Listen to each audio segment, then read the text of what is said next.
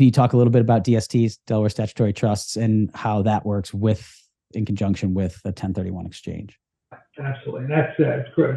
Glad you brought that up, because for many dentists, and not just dentists, but also real estate investors, they get to a point in their life, they turn 60, 65, say, you know what, I don't want any headaches of owning my own practice. They sell their practice, but they may own one or maybe dozens of properties. And anybody that owns real estate knows it's a part-time job. In some cases, it could be a full-time job. So, if a tenant's toilet breaks, you get that phone call. If there's termites in the house, they call it the terrible T's: termites, tenants, and trash.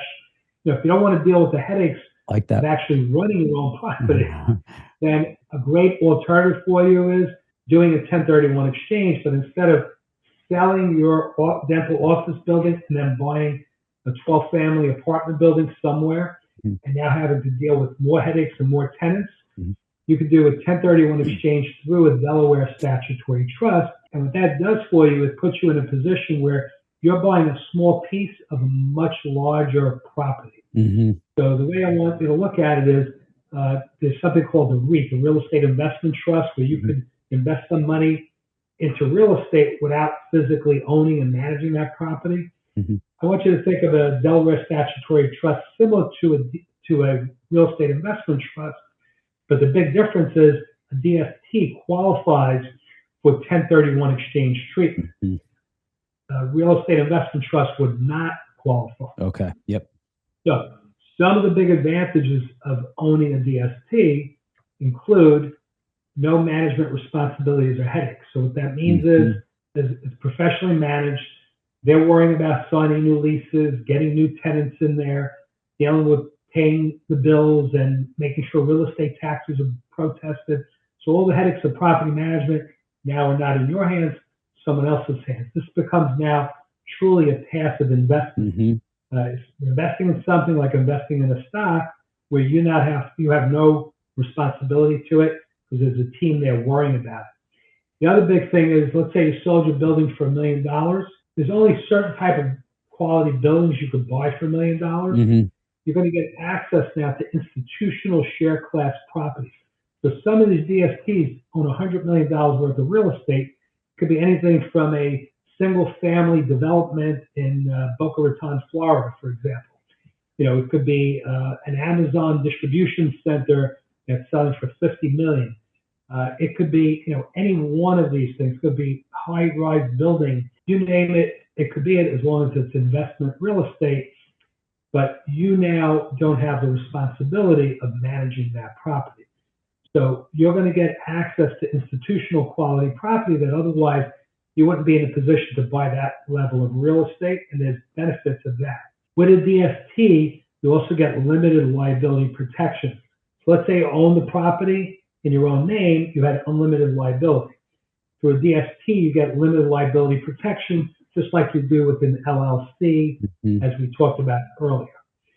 One of the things I love about DSTs is that you get diversification.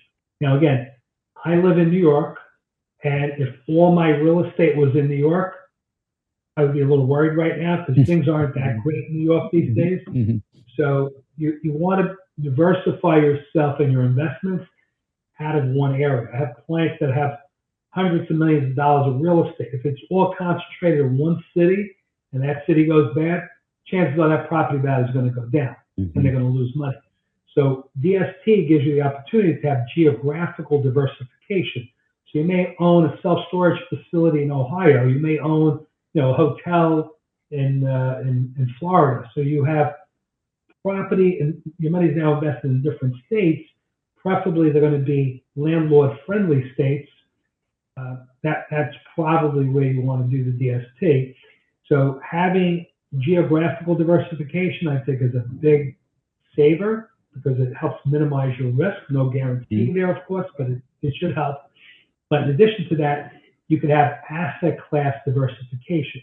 So office buildings right now is not a place I would be investing. Most of these high-rise buildings in Manhattan, half of them are half empty, and a lot of these tenants are not going to renew their lease because a lot of professions now are working remotely, so people are working from home.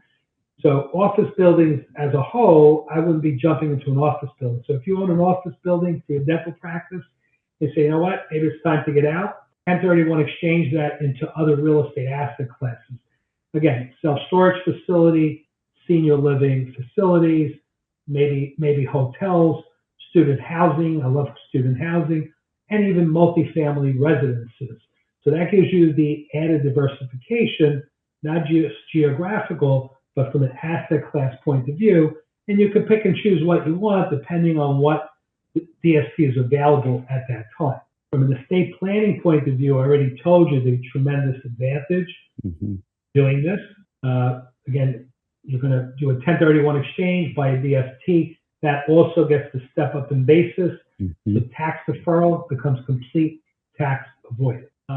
Also, a DST. Let's say there is a property you do want to buy, and you're pretty committed to buying it, and you have to always wonder what happens if that building you don't qualify for a mortgage.